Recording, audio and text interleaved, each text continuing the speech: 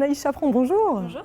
Merci beaucoup de m'accueillir ici, dans cet atelier, à Blida, à Metz. Alors c'est un univers un peu particulier que vous allez nous faire découvrir aujourd'hui, puisqu'il s'agit de la céramique. Pour vous, comment ça s'est passé ?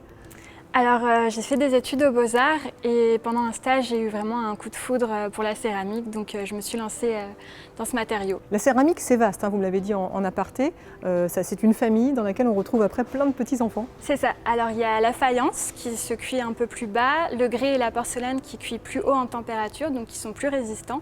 Et moi je travaille principalement la porcelaine pour sa délicatesse et le côté vraiment épuré de la matière. Quand vous l'avez justement abordé ce matériau, qu'est-ce qui a fait que vous l'avez pris en amour? Alors elle est vraiment différente à travailler des autres terres, il y a ce côté très délicat.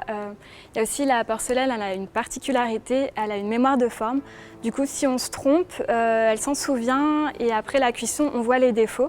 C'est une particularité que les autres terres n'ont pas et qui me plaît. Oui. Ça veut dire que vous aimez jouer justement avec le fait qu'il puisse y avoir des erreurs et profiter de ces erreurs pour offrir quelque chose d'original, ou ça veut dire aussi que vous allez vous y reprendre plusieurs fois pour atteindre la perfection? C'est plutôt atteindre la perfection qui m'intéresse, c'est avoir les bons gestes, les bons mouvements pour avoir l'objet qu'on désire à la fin. On imagine qu'il y a plusieurs étapes de création. Alors on réalise l'objet tout d'abord, que ce soit avec des moules en plâtre ou sur le tour de potier. Ensuite on fait le décor. On vient le cuire une première fois à 980 degrés, donc c'est assez haut déjà. Ensuite, on pose l'émail, c'est une fine pellicule de verre qui vient fondre. Et on recuit ensuite une deuxième fois à 1280 degrés. C'est chaud, c'est ça. Dans tous les sens du terme.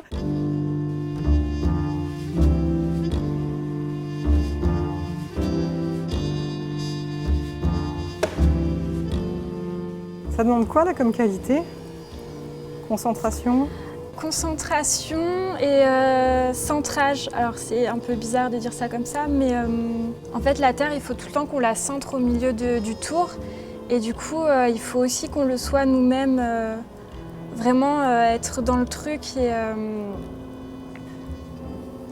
être conscient de chaque mouvement qu'on fait. Cette sensibilité, cette sensualité, c'est vraiment ça votre marque de fabrique? C'est de la douceur, d'élégance, du raffinement? Alors moi, ce qui me plaît beaucoup, déjà, c'est la pureté de la porcelaine, ce côté très blanc auquel on peut rajouter des couleurs, mais c'est aussi le côté tactile.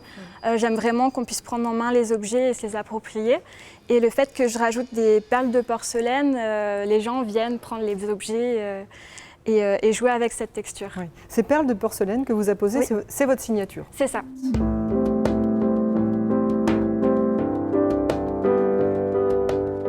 Donc si je récapitule, Anaïs Chaperon, c'est de la finesse, ce sont des perles de porcelaine et puis une envie de travailler aussi la dimension végétale. En tout cas, c'est ce qui vous inspire, la nature.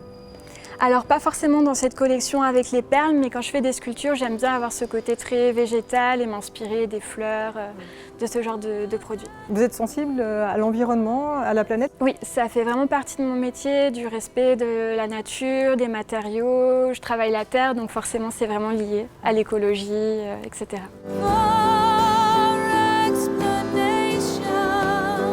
Ce qui me plaît, c'est vraiment que les clients puissent utiliser l'objet au quotidien et qu'il y ait un lien qui se crée plutôt que ce soit un objet qu'on mette sur une étagère et auquel on ne pense plus.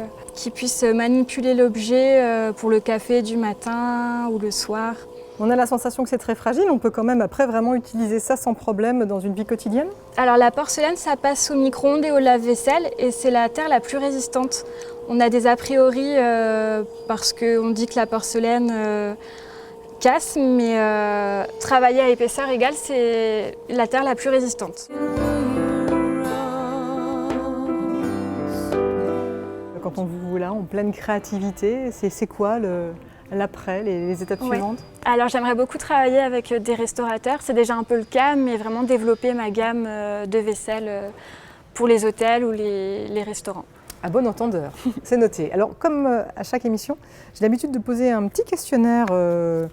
Et là, j'ai choisi un petit questionnaire autour de la matière. Oui. Forcément. Première question, quelle était votre matière préférée à l'école? Le français. Le français. Oui. Vous auriez pu envisager peut-être de d'embrasser une carrière autour des lettres si vous n'aviez pas fait ce métier-là? J'ai longtemps hésité entre l'art et puis la littérature, et puis le côté vraiment manuel, j'en avais besoin au quotidien, donc je me suis tournée vers ça. Pierre Dac écrit « Si la matière grise était plus rose, le monde aurait moins les idées noires ». Comment le rêvez-vous, le monde d'aujourd'hui?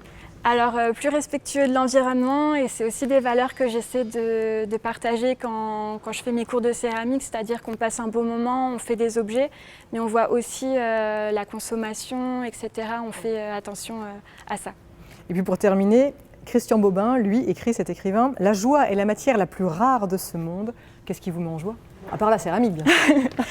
Ça prend une grosse partie de mon temps, et c'est vraiment ça qui, au quotidien, moi, me rend heureuse, et ma thèse. Après, il y a un peu tout, mais des choses très simples comme se balader, regarder la nature, voilà.